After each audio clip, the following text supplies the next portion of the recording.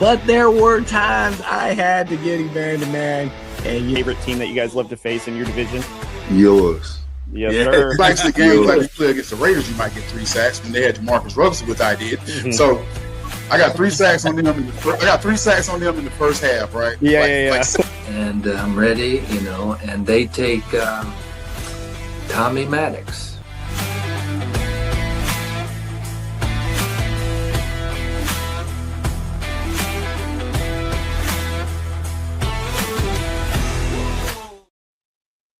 What's going on, everybody? This is West War Room Rivals. I will be your host tonight. I am Corey. Got the guys here with me tonight, Cody and Austin. Boys, we had a busy week last week, and we're picking kind of up where we left off, obviously, with the draft show last week. And then we did the draft review. So let's kind of give some sponsorship shout-outs real quick here before we bring on our very special guests. So let's start with Troy and his team over at Kansas Field Ops. Get your field markings, court markings, everything you need. Give Troy and his team a call.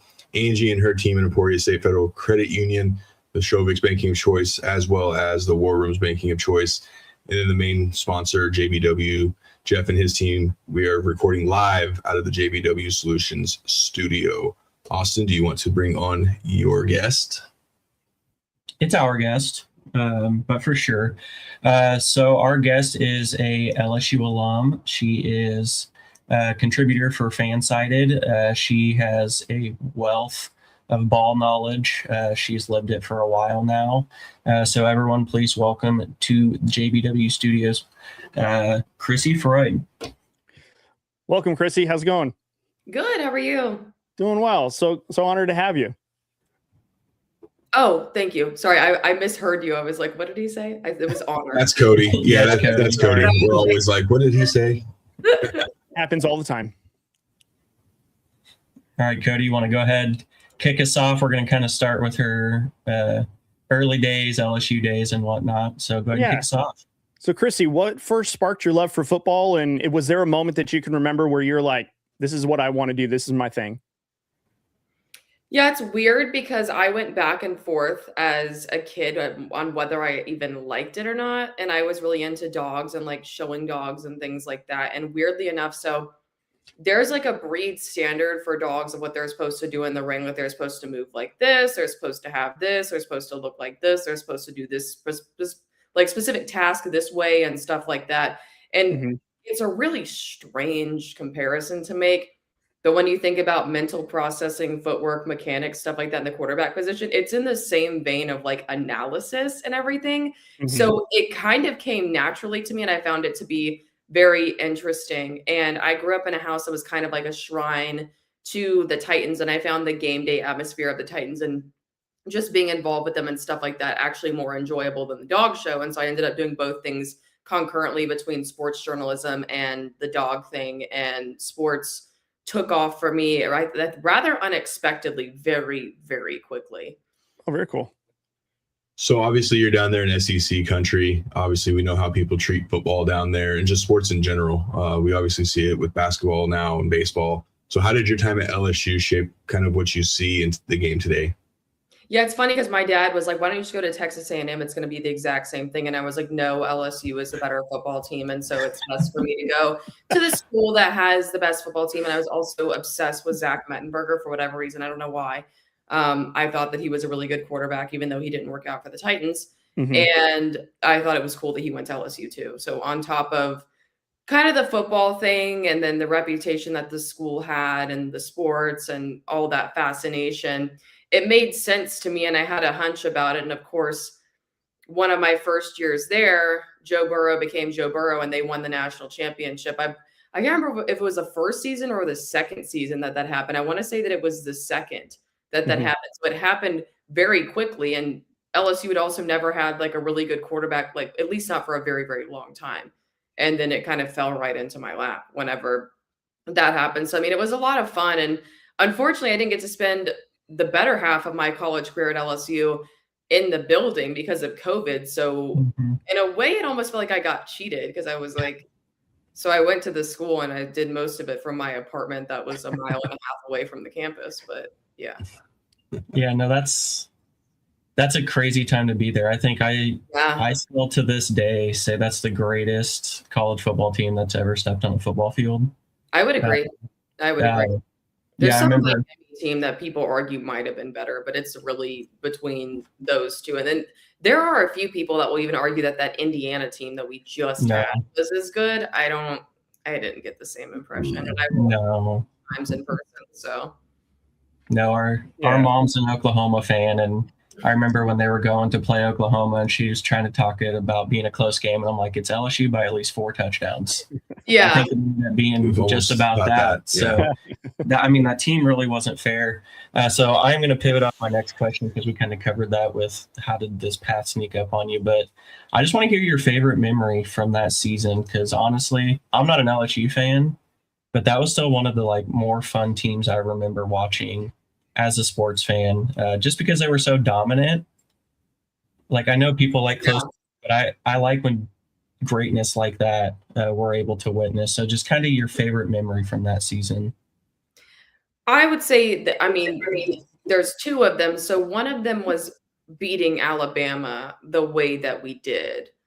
That when I was there, it was still nobody in college football beats Alabama. And we thought that this team was strong enough, but it was funny because I remember the first 2 games of that season, I looked over at my friend Madeline, who was also a sports reporter, and I was like, I don't think we're going to get beat at all. I was like, I can't fathom a world where we get beat at all this season.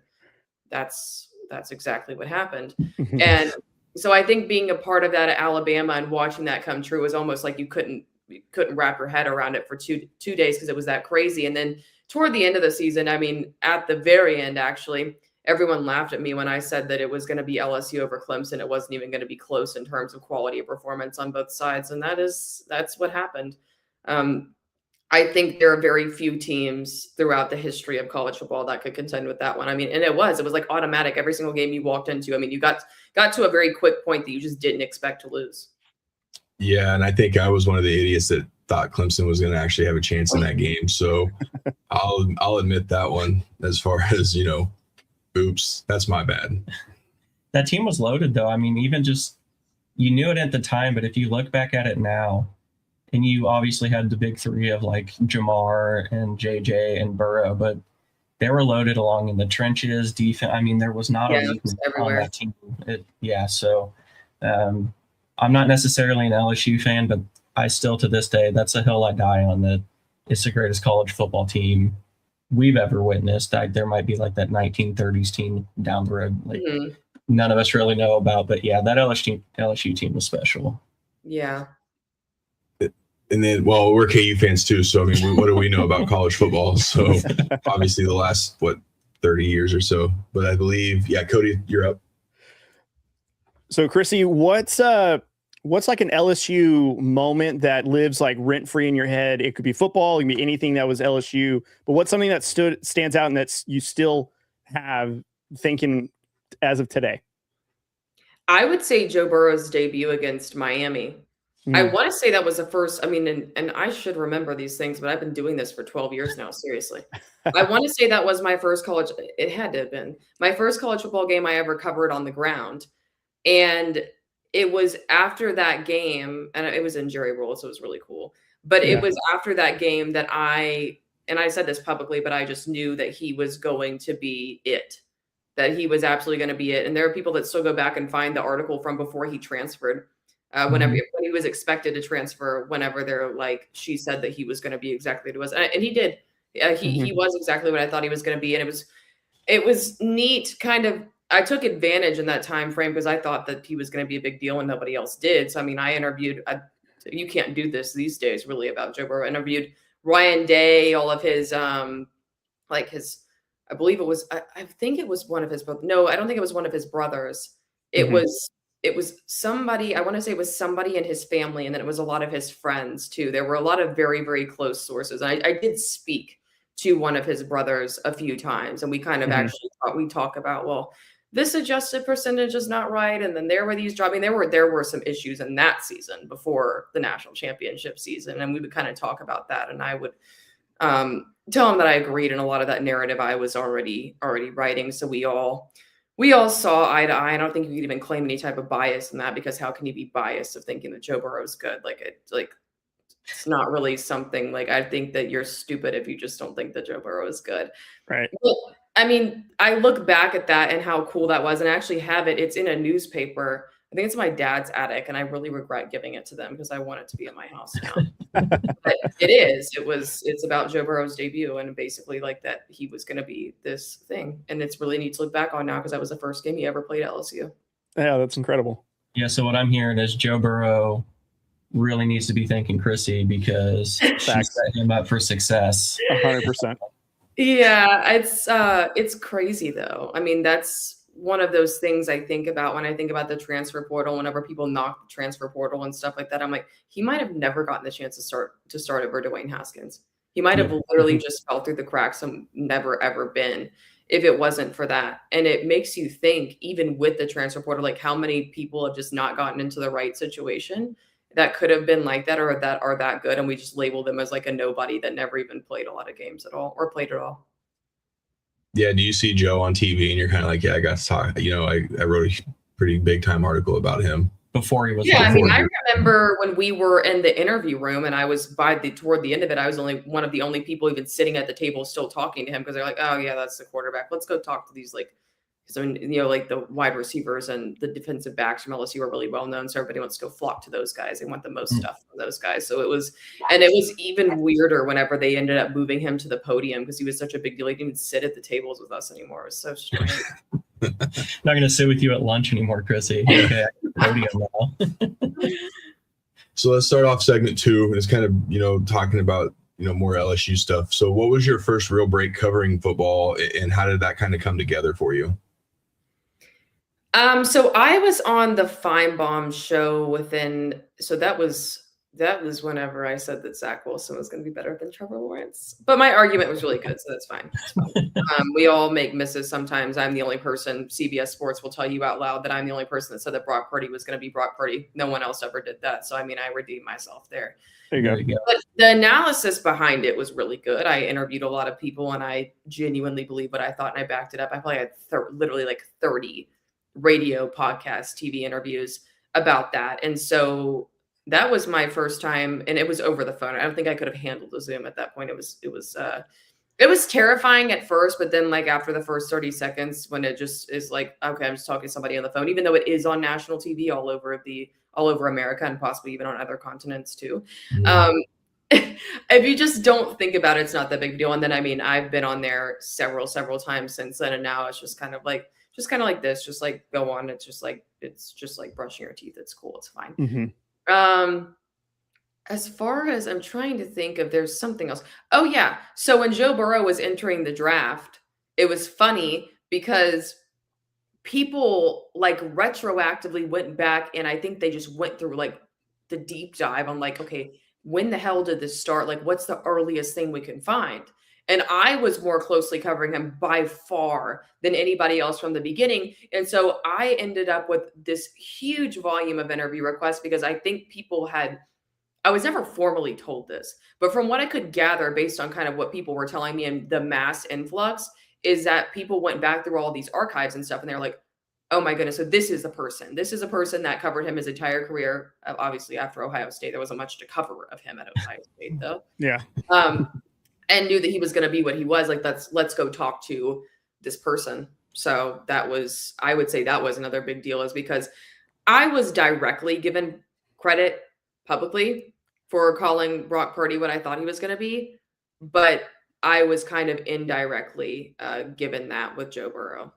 Mm-hmm. Yeah. And then I think with Zach Wilson, I was with you. I thought he was going to be good, but the moment I saw the Jets, I think like you said with the transfer portal, sometimes you just don't get in the right situation. So I know we can be considered wrong with Zach Wilson, but I do think situation played, because I was a Zach Wilson believer too. Yeah. Cheers. Oh, it is my next. What were you? Rookie. I was so excited about Zach Wilson. I heard somebody else was a Zach Wilson fan. Still believe in him. What were the biggest challenges getting your voice heard early on in the industry? I I wouldn't really say that I had a whole lot of that. I would say it wasn't so much as people like hearing my voice. It was more so that it, I don't regret it. I think it's a good thing in multiple aspects, but it almost worked against me to have started as young as I did because it created this phenomenon where I was up for came in second place for the team reporter job with the Atlanta Falcons, the Houston Texans reporter job for ESPN. There were a few others that were quite like that. And from what I gathered, it was very much a sense of that. They were like, okay, she's been doing this for like 6-7 years, but the girl's like 20 or 21. Like, how can we put a 20 or 21-year-old out in front of all these people? So I had the experience level of probably somebody 3-4 years out of college whenever I was about to graduate, if not more than that. So it was kind of weird because, I mean, I felt like I was having to, I don't really dislike or like look down upon any job that I've ever had. But as far as like those really, really big time roles, like the ones that I just mentioned, it was like I was totally qualified for it. But the fact that I got started so early and was still so young just continued to work against me. It was like, it was like no one would fully believe, or that it was just the optics of like presenting in front of a national audience at a brand like that, an NFL team or something like ESPN, someone who is literally 20 or 21 years old like I was.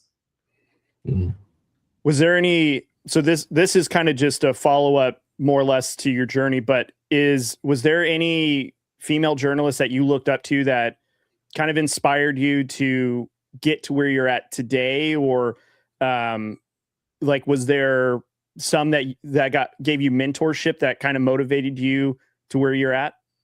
Not really, quite frankly. Amy Just, I would say I worked with her just a little bit. She let me shadow her and some stuff like that. But I mean, I can't really tell you I have a story of a female journalist taking me under their wing or providing actual mentorship. There's a couple that have claimed to be that are incorrect. I'm not going to get into that, but I understand that. So, I mean, but the thing is, I kind of made myself so unique. Like there was no other 20-year-old female quarterback analyst that was on national TV and learning the air raid offense and being mentored by Mike Leach and stuff like that. Like that just didn't exist. I don't think it was possible for me to even have a true mentor, male or female in journalism, to have sent me or helped me down that path, because nobody's ever done that before. Right.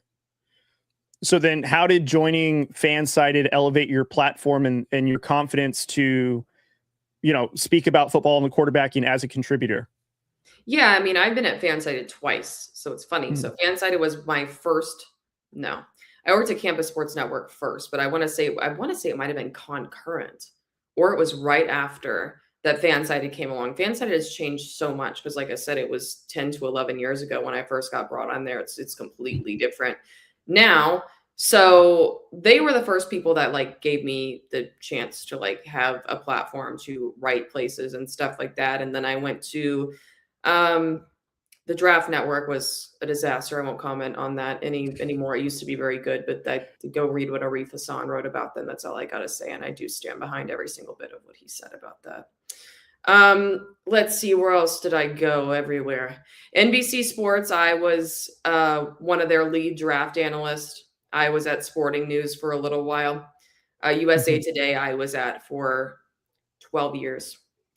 And there were a few other places along the way, but a lot of people don't understand. They're like, you've hopped around. I'm like, no, the majority of this stuff is like concurrent. There were several. I think there was at one point that I had literally 7 jobs between internships, radio, helping people with on-camera stuff, doing my own thing, doing the USA Today thing, pro football, and that were like, there were a lot of things that were running together. So I have been a lot of places. Most of them have been at the same time. And it's funny, like a lot of people will do that and they'll kind of come back to some of the same places that they did before. And at FanSided, that's kind of what's happened here. And I got hired by the exact same boss. It's so funny. It's genuinely so funny how we came like back in this full circle, literally over a decade. Yeah, that's pretty cool. So if you could go back and talk to rookie Crissy, what kind of piece of advice would you give her? To rookies themselves, or to you're getting ready to it's your first year doing this. You've done this for a long time now. If you could go back and talk to you before your first story, what piece of advice would you give yourself? I would have told myself to have more work-life balance. I think that you have to be obsessed with this job to be good at it, but there were a lot of college experiences and stuff that passed me by. I have never been to an LSU sporting event as a fan, ever. I have been to one college sporting event ever as a fan of my entire life. And it was some of the most fun I ever had as a baseball game, Mississippi State. And in fact, my friend and I were having so much fun that they solo shotted us on a SEC network. Oh, okay. To tell you how much fun that we were having. But yeah, I mean, I think it worked out for me, but I do think that I took it way too seriously. Yeah, that makes sense. We're going to transition into kind of the football mindset, being the, air raid expert and quarterback whisperer and everything, kind of get some insight from you on it. So, when you watch a game, what are some things that you might key on that like a casual fan such as Cody might miss?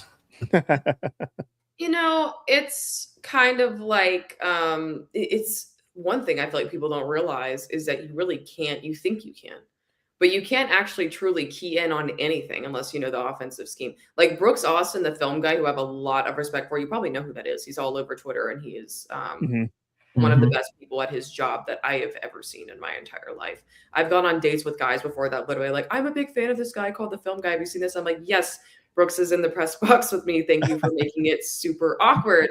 But one thing that he does is he goes around the country, and it's kind of like what I did with Mike, but he like opens up this thread and is like, I want to go to these colleges. Like, if you'll let me in, like, I want to know how this works. And you can't actually know what's going on until you know that. And I remember after I learned the whole air raid offense, it was crazy because I had respect for the reporters around me, but I would sit there and they would say, why is this guy doing this? Why is this happening this way? And in my head, I was like, that is such a dumb question. Like, but it was because they didn't know what was going on. I'm not saying that every reporter needs to learn every single offense in detail like I did, but I can tell you right now, I understand why those coaches get so upset, because sometimes you ask a question and you genuinely have no idea what the hell you're talking about, and they're the ones that run the offense. And I imagine that is extremely irritating. And I'm surprised they don't say more than they do. I would have a hard time doing that if I was in their position. But as I kind of look at from the quarterback position, just kind of like, release time, and then kind of some weirder things like, why do they seem to be in their head if they are? Like, some quarterbacks they'll say they have like accuracy issues or something, but it's because their receivers have dropped the ball so many times they don't trust them. And that thought alone affects the way that a quarterback plays. It sounds simple, but a lot of this stuff I think is we overcomplicate it into rocket science, and some of it kind of is, but not a lot of it. Like Carson Beck, I think some of Carson Beck's downtimes at Georgia were because I want to say that Georgia itself actually had the highest drop rate in the country in its group of wide receivers. That's insane. Like, think about, we're talking about schools in the mix like Old Dominion and stuff like that. Wow. Georgia. And Arian Smith, I know for a fact, he had the highest drop rate of any wide receiver in the country. And he was a part of that receiving core. And I feel like a lot of people don't think about that. It's like, oh, Carson Beck's a game manager. He's doing this wrong, and he's this, and he's that. No, I mean, I can't imagine throwing to a receiving core that is at least partially the absolute worst in all of college, not the SEC, but literally all of college football and spanning the entire FBS. So those little nuances and stuff I'll kind of look at. And then if I happen to know something about a potential injury that might have occurred, or even that's public, you kind of look at the way that affects the quarterback mechanically, because a lot of people are like, oh, he had a horrible game. Well, it's like, yeah, he can't put any pressure on his back foot. His lower body mechanics are all messed up, so he can't be accurate. His passes are sailing. So I'm going to pivot off mine real quick. Cody obviously is a Raiders fan, the Raiders fan of our show. Do you have anything nice to say about Fernando Mendoza, or is Cody going to be very sad? Oh, no. I do. So I don't, I'm not sold on this idea that Fernando Mendoza is like a generational prospect. I'm not positive about that. And he doesn't have anything that's flashy, but that's actually a really good thing. So like Malik Willis was flashy, and he had a 40-something% completion rate. He's a third stringer riding the bench who's probably never going to be anything, which is what I told everybody, and I got slandered for it. But I mean, that's when you go with the traits based this and that, if it doesn't have the other stuff to go with it, then you end up with either a quarterback that's not really a quarterback that needs to change positions, or you end up with nothing at all that can compete at the NFL level. So the biggest thing about Fernando Mendoza is that he executes everything that a quarterback is supposed to do at a high level. And there's nothing exciting about that. There's nothing flashy or fun or crazy or running like Lamar Jackson or anything about that. However, it's the most important thing to do. And I actually talked with Kirk Cousins about this at one point in time. And his quarterbacks coach had been like, so what do you think the most important things are to being a quarterback? And he was like naming off all these specific things. And he said he got almost into a little bit of a panic. And his coach said, no, it's being a game manager. And he said that learning to be a game manager, a proper game manager, is actually the single hardest thing he's ever done in football. And we think it's so basic. As a matter of fact, we give it a negative connotation whenever we shouldn't. But he does all the things that a quarterback is supposed to do at a very high level of managing the game, which is why he's good. And if a quarterback does not have game management skills at a high level, he can have every single other thing in the world, and he's never going to be successful. There you go, Cody. Well, I'm curious because there's been some mocks that have ranged between Kirk Cousins and Joe Burrow. But just from your analysis, if there's a game that Fernando Mendoza mimics that is similar to, which quarterback would that be? It's not Joe Burrow. I'm not saying that it is. I'm just saying I've seen comps to that or Kirk Cousins and all over. But for your opinion, Crissy, where do you think he lands within a comparable quarterback? Between those two, I'd probably say No. Just anyone that he reminds you of that you think is a better comp than what I just named. Honestly, I think a hybrid between Kirk Cousins and Joe Burrow is actually accurate. I don't think he has like the same gamer type thing going on as Joe Burrow did. I don't think that there's a lot of really highly special qualities that Joe Burrow has that I don't think that, but at least he hasn't shown it to this point. But yeah, I mean, it's as far as like I think you wanted to ask about the game too. So I would say, I mean, the Peach Bowl, he did a pretty good job. I liked a lot of things that he did. He describes himself too as a point guard, which I like. And I don't think that's just out of his humble mentality. Like when I thought about it, I was like, he really does actually play like a point guard like that. That makes a lot of sense. But the national championship, like we thought his jaw was broken. Like we were zooming in on our cameras to the sideline to see if his jaw was broken, and it was like dripping blood and everything, which I think they caught some of that on TV. But the way that he stood in there and finished that out and the way that he executed throughout that game and got it done was really amazing to see, like I said, at a very, very high level. Yeah. Well, I appreciate that. And I'm not trying to be like a naive Raiders that says he's going to deliver us a Super Bowl. I have no idea. And more or less for Mendoza, I've heard a lot of opinions by he's going to be great, he's going to be not so great, mid, whatever. It's all in between. But for you that does have like expertise in evaluating a quarterback, giving a solid opinion that 9 out of 10 times is going to hit more than not. I guess I'm just curious from your opinion, when you look at the body of work and how you think he'll come into the league, because I hold Joe Burrow in a very high pedestal. Like I think he's a really, really good quarterback, even though like he didn't, he's kind of grown into that as a pro. And I'm not trying to say that Mendoza is going to be anywhere close to that. I'm just more or less of, in your opinion, where do you think he'll fall in between, or what quarterback stands out that's like, he's going to be similar to that, but not that, if that makes any sense? I think he'll develop into a decent long-term starter that no one really talks about as anything to write home about, to be quite frank with you. I mean, fair enough. Kind of the way when Kirk Cousins was playing pretty well there toward the end of his career, I mean, we didn't sit there and like praise Kirk Cousins and talk about him on a national level all the time. I think that's kind of how he's going to end up evening out over time. Like I said, I just don't see that elite, special, rare level of talent from him that I see from Joe Burrow. Yeah, no, totally fair. I love that answer regardless. So what's the biggest difference of how you evaluate college versus the NFL? I would say the NFL is just a much higher level of mental processing and stuff like that. So I would just say how they carry that over to the NFL level. Not everybody does. And some people come from certain schemes that they just got really comfortable in, and then they get exposed and they just can't hang at the NFL level. So I would say just kind of how they adapt to that higher ground. They say that the NFL game is a bit different from the college game. And I guess kind of how how well they can evade pressure, how well they can deal with pressure, what they can do in the face of pressure is going to be a little bit different. But outside of that, I mean, I think quarterback evaluation in general is quarterback evaluation. So I wouldn't say that I like reanalyze them in a different manner, but I would say that there's a certain level of progression in different areas that even some of the best college football quarterbacks are not able to make at the NFL level. Yeah. That makes sense. So give us one take or even one player that you'll fully stand by, stand on, even if it gets kind of people worked up, whether it's a certain player you've interviewed that may have some, negative light shine on them or something, or really just any take or player that you're just ride or die with. Right now, I mean, this quarterback class was so awful.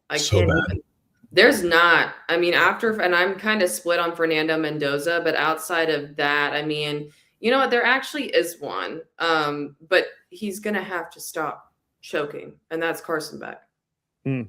I think Carson Beck at his best is very, very good. I honestly think that some of the things that happened to him at Georgia and just like throughout his life, which I know a lot of people are like, oh, like we shouldn't feel sorry for him. But there were a lot of things that he went through at Georgia, in my opinion, like with the receiving core and some of the things that were letting him down. I think that it messed with him mentally, and that kind of some of those things, like when he threw that horrible interception against Alabama, I think a lot of it was just, I think he developed a large amount of mental distrust, if that makes sense. I mean, I only watched him a few times at Miami, so I can't really tell you if I saw that carrying over, but I could most definitely tell that in high pressure situations that he was in his head. And I want to say that toward the beginning of me watching him that I didn't necessarily see a lot of that. It's almost like it's something that develops, but I think that if he can kind of study himself in that aspect, that everything else about him is good. And I mean, he's not a super mobile quarterback. And he's like, I think people know that I'm not gifted in that, but he told me, he was like, I'm not going to go get you 50,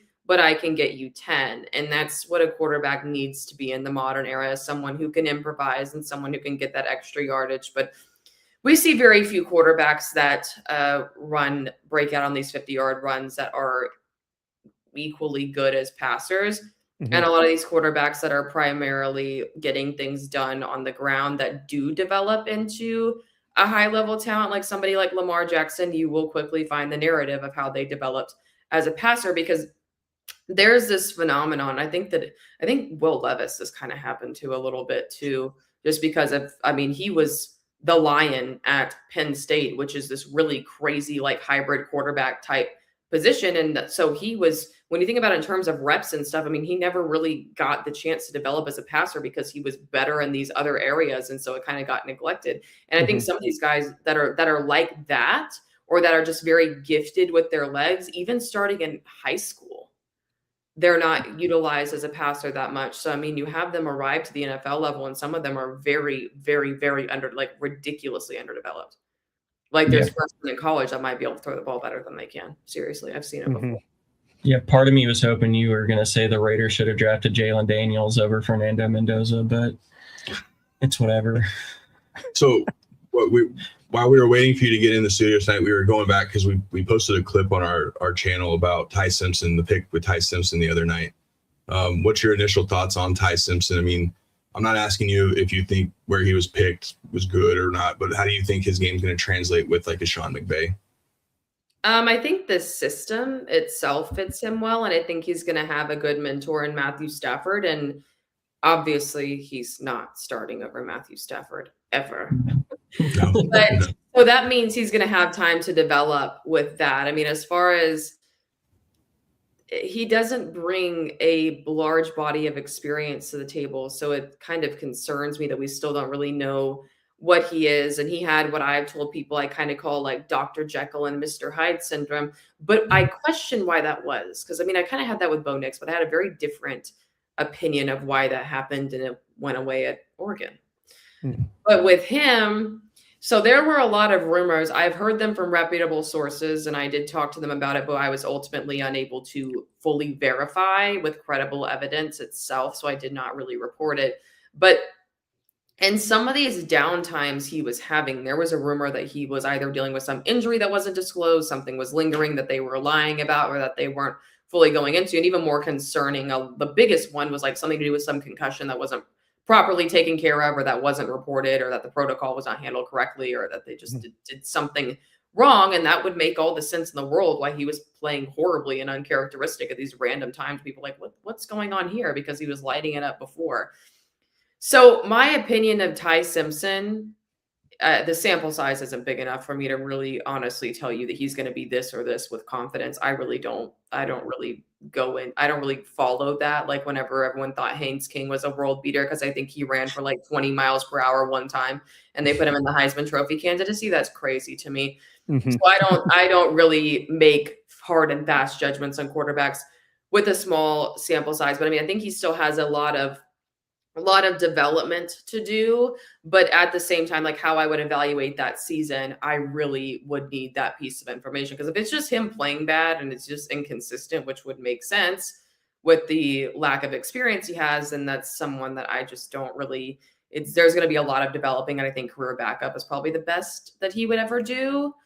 But if there is something to that, and maybe we erase all of that, I still can't tell you how he would have played, but let's say that he would have continued at the same level, then that's a little bit different. I still haven't seen enough of a large sample size, so I would be skeptical even then. But then as far as the pick itself goes, I mean, I think Matthew Stafford's going to play at least for another 3 to 5 years, and you have a quarterback that is surrounded by a team and with the ability himself to make a run for the Super Bowl consistently. And what you should do in that situation is to give him more weapons and more protection, as opposed to drafting some very questionable quarterback with very little experience to maybe be his successor in 3 to 5 years, if he still even is with your team at that point.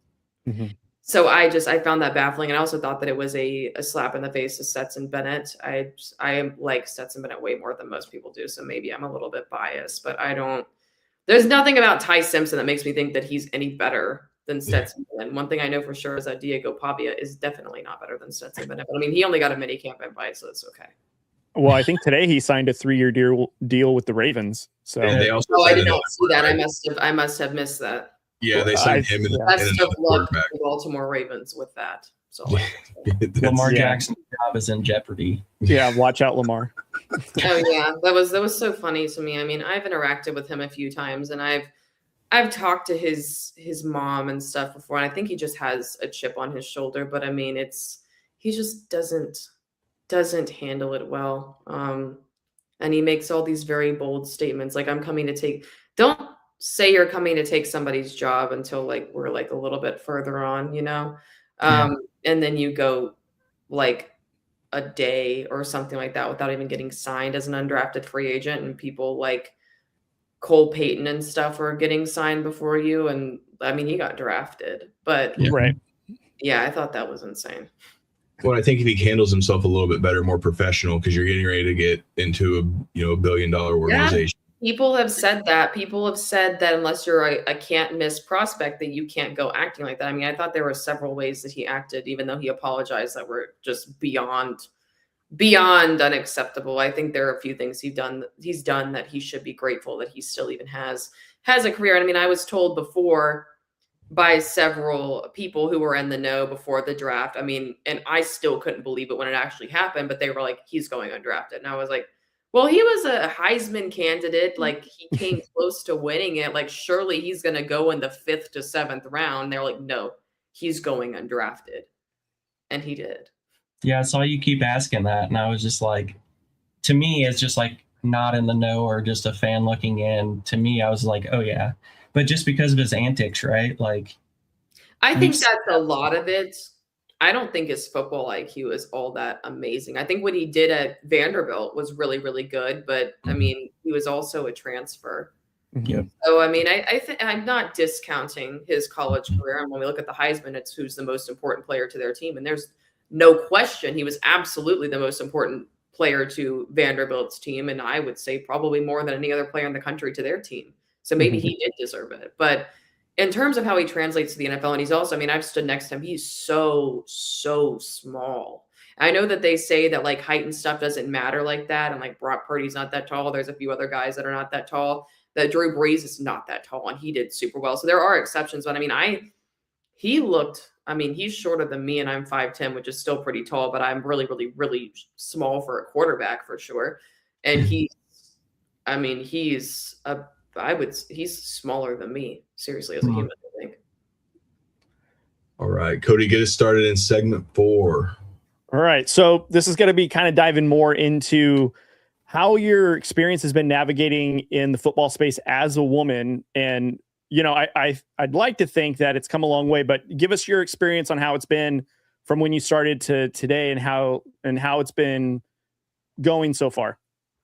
I think there's more acceptance. I think there's a lot more women in larger roles. And I'd say there's a lot of stigma that has gone away. I also think that there are a lot more like prominent female analysts who are taken very seriously. I mean, I can't say that I ever suffered any real discrimination outside of whenever, like before I go to the Senior Bowl, and I've seen some, I'm not going to mention some things I've seen about this that are untrue of these observations people have made, these lovely people.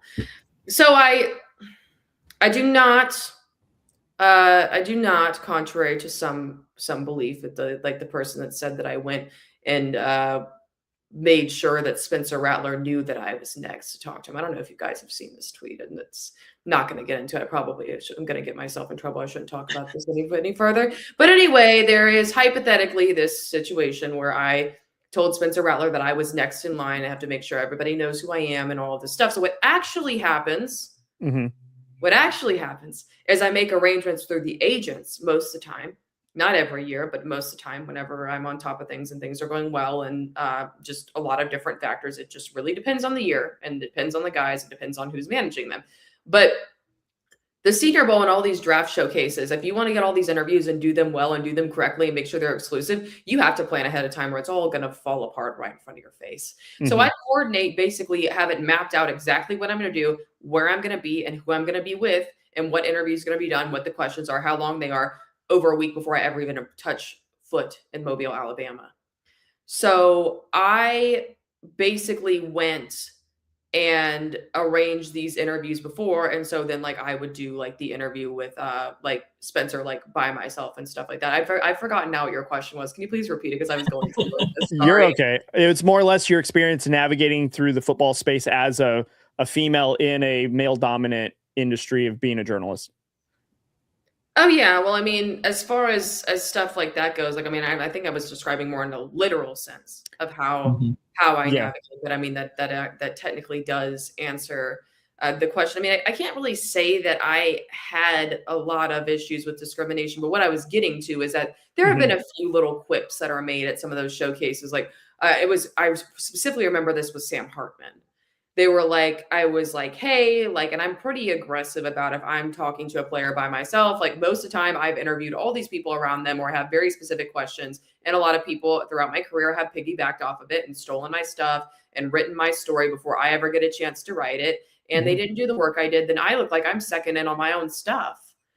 So there was someone that was like, oh, like, of course he's going to go talk to the pretty blonde girl instead of us. So there's been a lot of like, I've had a lot of like, oh, she thinks she's so pretty and she's going to go out and get these guys and they're going to come talk to her and not us. Or there's something she's using or doing that she's doing or she's got that's better than us because she's some arrogant girl that she thinks she's really pretty. So I think I've had that.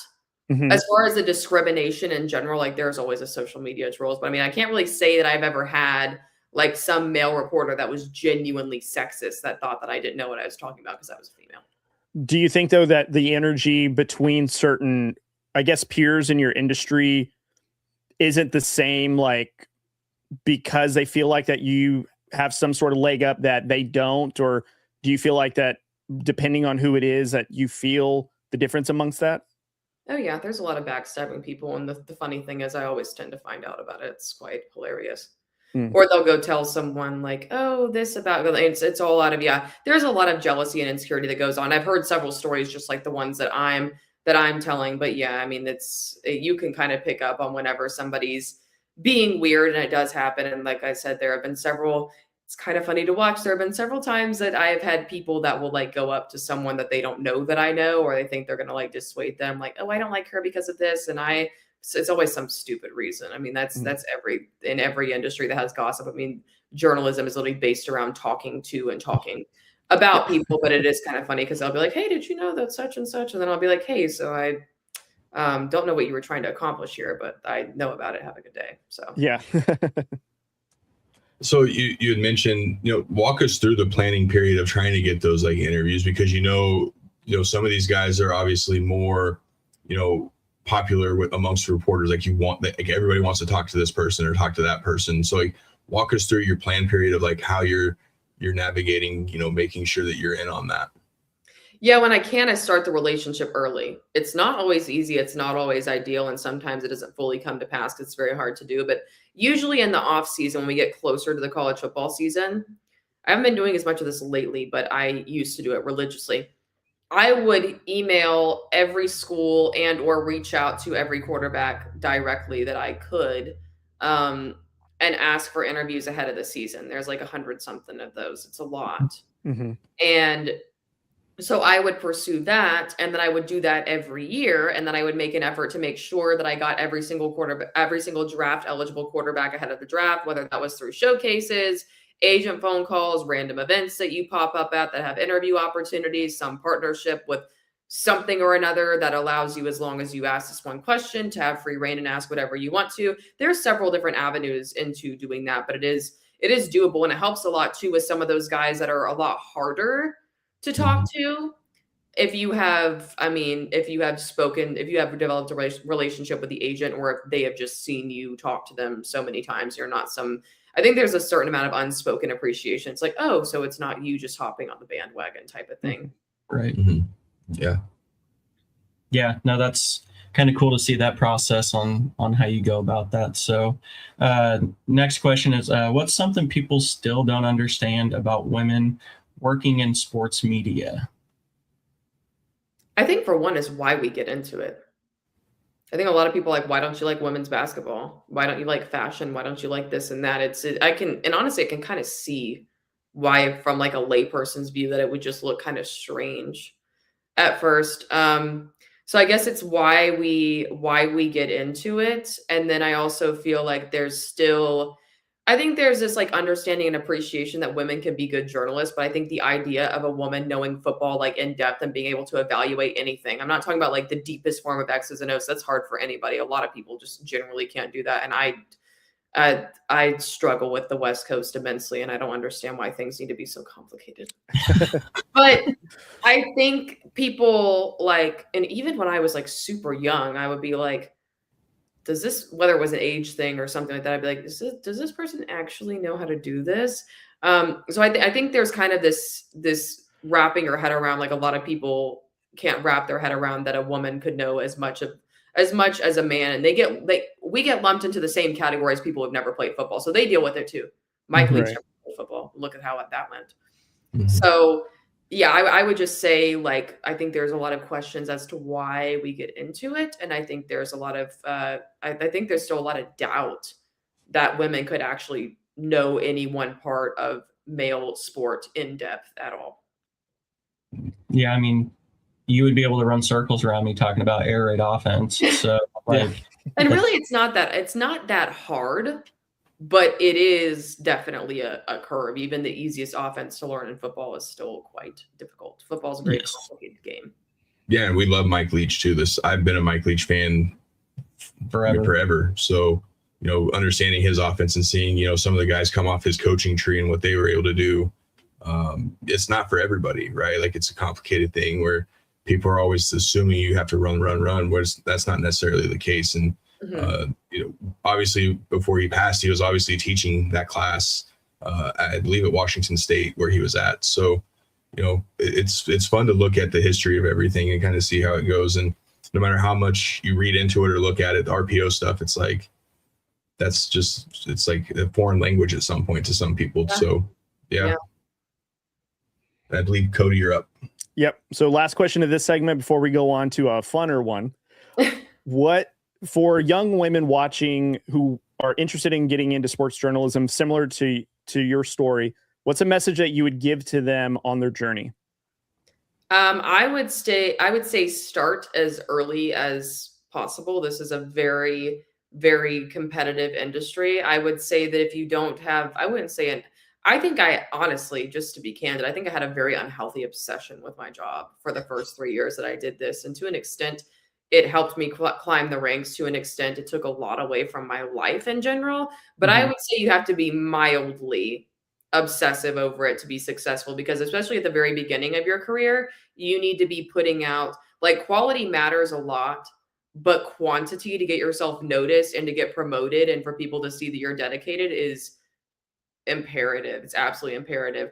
And then to really, I guess, climb and to become known, you can't really be a dime a dozen. There's so many people that are like, oh, I want to be Aaron Andrews and stuff like that. And that's just like, you have to find kind of a niche of something that makes you interesting. Like Trevor Sikkema, he's no longer at PFF, but he was like, you have to take the approach of like, even if you have to go be a parking attendant or something that you would hate to do on the side, to fill the money part of it, your branding needs to be, if you can help it, being the best at whatever random thing it is that makes you good, like the quarterback thing. And I think that's what he actually compared it to at that time, was like, even if you had to be a parking attendant or something, you need to invest all of your other time and maybe not rely on it financially to be the best quarterback analyst guru that you possibly can be. And I mean, I've gone on both sides of it, because I mean, I've worked remotely for the most part for like the past,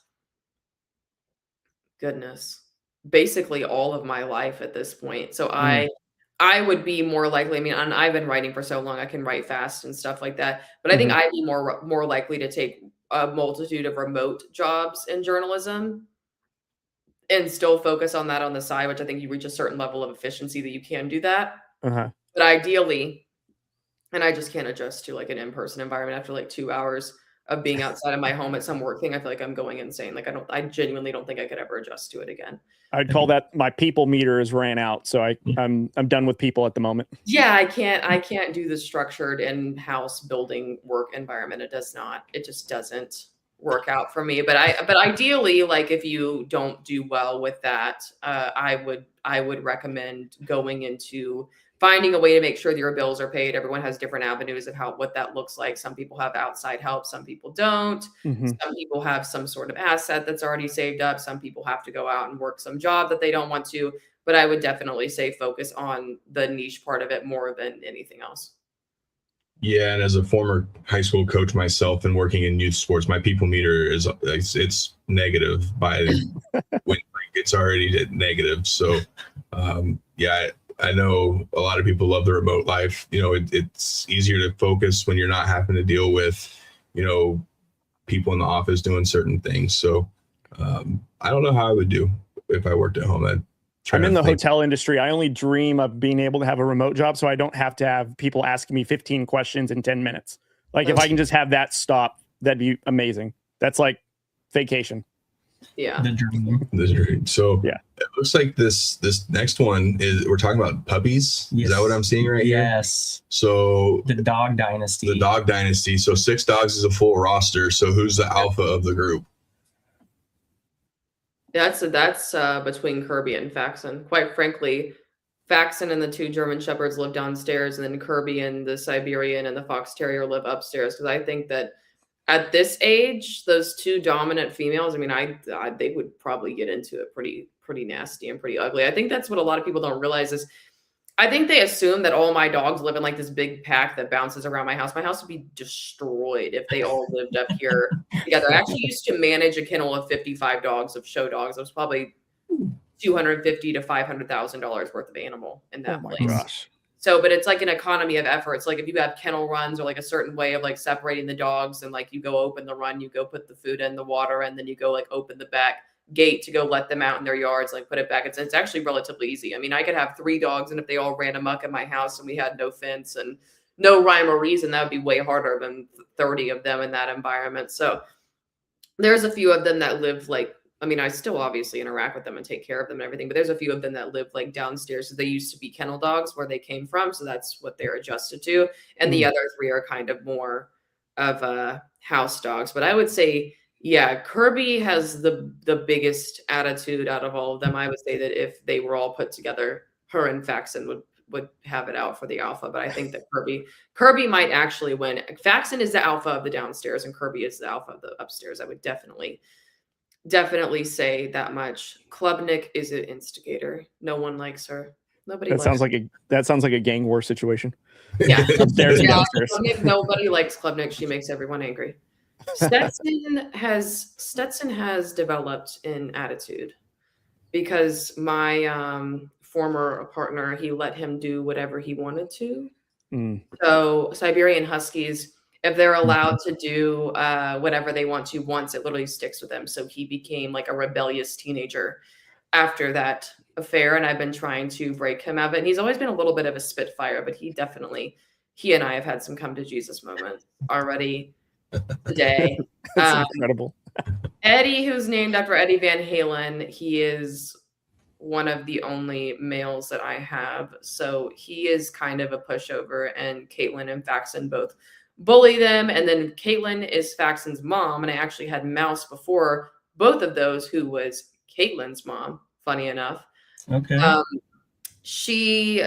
If you don't give her enough attention, she sounds like she's dying. I get really scared that someone's gonna like call someone, because she like has like the most pitiful, like she's being beaten. Like if you don't go to the door to go pet her enough, or if she thinks somebody else is getting more attention, that you're doing something without her, it's like the most horrible, sad noise of abuse that you've ever heard in your life. But yeah, Faxon bullies her own mother and takes her food. So I have to go watch them eat, because Faxon she'll run between all three of their bowls. Like stick her head in it, she'll growl at the other one, and then she'll go run to a different bowl and go stick her head in it and growl at everybody. And I was like, no one's going to be able to eat with you here unless I make sure that you're not having your antics. I love that. So the next question is, how did the names come together? I think I figured out a few of them and where they came from, but I'll go ahead and let you tell us how the names came about. So Faxon is something that I found in a book that I thought was interesting, and it was between Faxon and Carson, actually. And that quarterback ended up being horrible. So I'm happy that she's not named Carson. Yeah. There you go. And weirdly enough, it means long hair. Apparently, I had no idea what it meant. And one of my friends found it. Apparently, it's actually a boy name, but I don't think Faxon sounds like a guy's name. I think it definitely sounds like a woman's name. So, but yeah, apparently it means long hair in German, which is so crazy because her mom had long hair and her name was Mouse. So it's kind of like this inverse thing. Stetson is obviously named after Stetson Bennett. Kirby is named after Kirby Smart, and weirdly enough, they have very, very similar personalities. Klubnik is named after Cade Klubnik, and there was also a fox terrier in space that was on it was on Sputnik. I believe it was on either its name was Sputnik or it was on Sputnik, but I do believe that the dog was like Laika or something that was on Sputnik. And I was like, Sputnik and Klubnik sound very similar, so this is what we're going to name this dog. Her name before was Brit, and I didn't like it. And Caitlin was from someone else who is named after one of her friends who passed away. So out of respect, I would never change her name. And then Eddie is named after Eddie Van Halen. That's amazing. Yeah. All right. So what does a normal day look like managing obviously football and your journalism career and, taking care of all the dogs? There's a lot of cleaning, especially since we have the house and then we also have a kennel environment. I think if you have 6 dogs, but my dogs are all show dogs and competing in performance dogs. They're not just like pets. And I think that in any capacity, if you have 6 dogs, it's best to have some type of kennel environment within your home, whether that's in a separate area of the yard or a separate area of so the downstairs is an unfinished basement and a 2-car garage that has concrete flooring. And so we have kennel runs and other stuff set up down there. Now, a couple of the dogs have broken them, so I need to fix them. And so sometimes those 3 down there will just bust out and go run amok for, I don't even know why, because the kennel runs take up almost the entire space. I'm like, why are you trying to get to the other side? It's smaller. I think that's good for management. Stetson used to live in a kennel run that was on a deck. And so our back deck is where he prefers to be, and he'll actually scream if he doesn't get to go out there, which we're working on. We're working on his behavior that is out of control right now. So he likes to be on the deck. Kirby is I don't know how she does it. She's such a light sleeper. And Czechoslovakian Volchaks, that's what she is. They started breeding Carpathian wolves with German Shepherds in the 50s. So that should tell you how close they still are. You know, about like dogs living 10 to 15 years, like how closely related they still are. And I think it's the pack mentality that she doesn't want to be alone. But if I even move in my sleep, she'll like wake. She'll be like, I'll look over and she's like sitting straight up, staring at me after she was dead asleep. So she usually has to be near me, and she's become a little bit of a bully as she's gotten older. So we don't really have her. Her and Stetson used to be friends, but she's not really sure how she feels about Stetson. So that's kind of how she's managed. And then Klubnik makes everyone mad. So Klubnik is going back to a kennel run soon, but right now she literally has her own bedroom in the home where she cannot bother anybody else. Okay. Very nice of you. Yeah, if you have any tips on how to make corgis not sassy, I'm all ears, because that's what corgis are awful. The primary breeds that I showed when I was a professional dog handler in training before I went out on my own, like there's a lot of people that get a lot of German Shepherds and corgis, and the people that handle German Shepherds almost always, for whatever reason, have the corgis too. And I absolutely resented them because so many of them were just absolutely obnoxious. Now, weirdly enough, I did have as a client this bottle-fed corgi puppy that its mom couldn't like feed it, and so I had to take care of it. And it was a very pleasant little puppy. So that's ironic. The Shovik brothers have corgis, and I have a German Shepherd. So it's funny. Yes, some of them are endearing. I've met some good ones, but goodness, the first ones that I was around were just obnoxious. I was like, how do these people even like these things? Like, get away from me. I remember and one of the women I worked for was named Ashley, and she'd be like, Crissy, can you come work for me? And I said, how many corgis do we have? And she was like 15. I was like, no thanks. I would still do it, but then I would regret it the second that I got there. Absolutely. No, so we're gonna hop over to this final segment. It's kind of our lightning round, little one word short answers type of just lightning at you. So one player that you'll always defend. Stetson Bennett. There you go. All right. And then are you a coffee drinker or energy drinker? Honestly, both. It's highly unfortunate. But right now I'm more into coffee, but after I get tired of one or the other, I lean into the other one just as hard. There we go. Yeah. All right, so both. But not on the same day. That's gross. That would be wild. I don't know if I could do that. Yeah. Some days might call for it though, right? Yeah. So a dream interview, past or present. I spoke to Tom Brady in a press conference, but I would like to speak to him more at length. So I guess I'd say that. That'd be cool. The GOAT. All right. And then one word to describe your journey so far. Strange. There we go. Incredible. All right. Lifetime movie-ish at certain points. Yeah. Yeah. So go ahead and tell everybody where they can find you at on social media and all that fun stuff.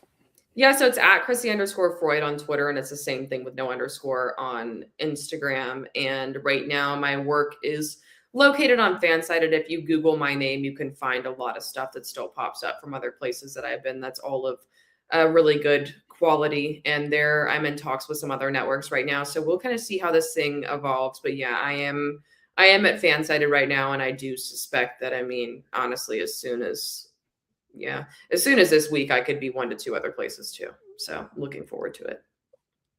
All right. Well, we do appreciate you taking an hour out of your night and talking with us. It's been a lot of fun. So do you guys have anything else before we let her go? No, obviously what you do in the football world is fantastic. You clearly have a lot of knowledge, and everything you put out is fantastic, but I'm still stoked. We got to talk about your puppies. Yeah. But like, puppies get me excited.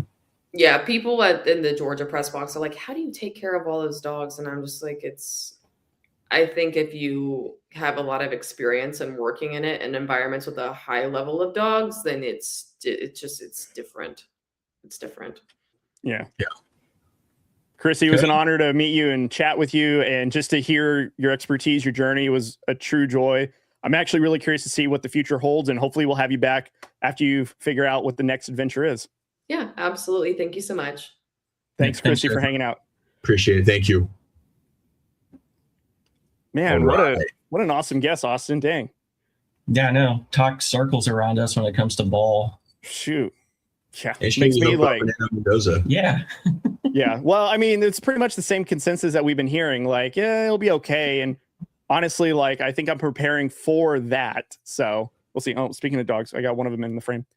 Yeah. So again, thanks to Crissy for joining us. Sorry that we weren't able to get to the comments, but obviously she's very busy, and we kept her for the hour that we promised her. We didn't want to keep her too long. Obviously, we were honored to have her for that time. So, but I will kind of just pull some up here just to kind of see what we had. Nacho Fries, thank you for tuning in tonight. Mom, thank you for tuning in. Drewski, looks like we had some other ones here too.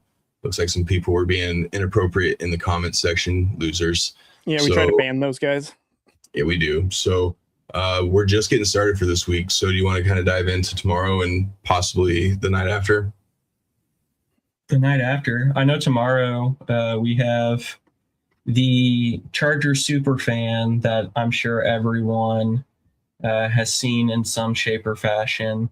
I don't want to say her name wrong. I think it's Marianne, or is it Marianne Dew? Marianne. Okay. Yeah, Marianne Dew, the Charger super fan. She let me know that she's just like any other super fan though. But she's also always very just energetic and everything. So excited to have her on tomorrow. Have some questions in regards to, she was hanging out with the Chargers and Jim Harbaugh and everything during the draft. So kind of just see how that went with her and everything. So make sure you subscribe. You'll get notified when we go live with her tomorrow, and we'll get to hear some pretty cool stories from her. Yeah. So again, we've talked about it the last few times. I mean, obviously the draft's over, free agency. Obviously now we're starting to get into kind of that lull period. So we'll still try to do the lives here. We'll do some TikTok ones here and there. We maybe having a friend joining us Thursday, or we're working on that with, you guys know Cody from his younger days, his young wee lad podcasting days. Drew Code, obviously, that was the show before the War Room came along. So his co-host might do an episode with him, just talk some ball, there may see some baseball talk mixed in with some of that Raider talk. So we'll let you guys know as far as that goes. Nacho Fries is still waiting for the Patriots creators. Because there's none out there. Where are they at? You got to start tagging them. You got to start mentioning us to them. Be a fan and talk to them and put the name out there for that. So do you guys have anything else before Cody gets us wrapped up here? I have nothing. A couple exciting guests. We are starting to get May filled up. Continue doing War Room things like we've always done. So just, again, make sure you subscribe. Make sure you send it to all your coworkers, family, friends, your mailman, your grocery store bagger, anyone else. Just let them know, hey, go check out West Warren Rivals and make sure you subscribe to them. So that's us asking you for help. Hopefully it's not too much, but all in all, appreciate everyone tuning in tonight. Yeah, and I actually just want to give the War Room guys, Shovix included, a shout out for the draft day and then post-draft analysis. We got a lot of content coming, but shout out to you guys for staying in there and Corey jumping on live, and it was popping yesterday, at least from what I saw. So the Friday one, the Friday episode, dude, man, the Friday episode, they were absolutely killing it in the comment section. It was kind of one of those where, you're talking, you're trying to keep up with the comments, but then you look up and you see 140. And then Austin mentioned something. It was like up to 160, and I was like, "Well, we keep climbing." So it's it was popping. And then last night's little review, just to kind of shoot the crap. I mean, we had, I think, almost 800 viewers total in the 45 minutes that we were live there. And Drewski, I see that. You go ahead and contact all your Buffalo content creators, man. We like Bills Mafia. We do like Bills Mafia. So, but yeah, Cody, I mean, you were killing the reels, man. Obviously the one on TikTok that's kind of going bananas right now. So that's all you on that one. Well, trying. I mean, I think what's tough is we have so many videos that we want to get out, but it's just one, like we're all busy with our day job. So it's trying to get them edited and post them in a reasonable amount of time. But yeah, there's so much more though that we've obviously talked about offline that we have coming up. So, I mean, I think the road to 500 is the goal. And then obviously if we can get to 700 by week 1, I think that's a goal that we're all shooting for, which at this rate, man, it's a very high possibility, but it requires everyone to subscribe to the channel. So send this out to everybody so that way everyone can go subscribe and support us on social media. I think that's another big one too. So that way people can discover us and then subscribe from there as well. So that'll be my little plug for our socials. And again, hashtag season 2, which is hashtag be a fan. So for those that are watching, thank you for supporting, support our sponsors, Field Ops, Kansas, Emporia State Federal Credit Union, JBW Solutions, Jeff and the crew. We are recording out of the JBW Solutions studios. Again, a special shout out to Crissy for joining us tonight. I will have all of her stuff linked down below to go and follow her and all of her great things that she's doing in her career and in that industry. Fellas, do we have anything else before we go home? Let's call it a night. All right, guys. Don't forget, stay tuned and come back tomorrow to get Charger Superfan Marianne Dew. So we'll see you guys tomorrow.